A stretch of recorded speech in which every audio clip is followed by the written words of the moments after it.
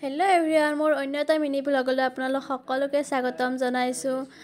আৰু ইয়াত কলেজৰ পৰা বাহিৰে আহিলোঁ ফুৰিবৰ কাৰণে। আৰু ইমান জাগা খোজকাঢ়ি আহিছোঁ, বহুত বেছি ভাগৰ লাগিছে, তো মই ৰাস্তাতে বহি গ'লোঁ।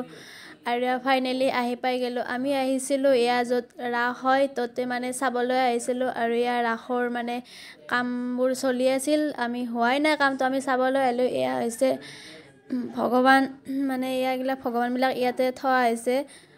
আৰু এইবিলাকত থোৱা হোৱাই নাই, আমি ইয়াত চাবলৈ আহিছিলোঁ।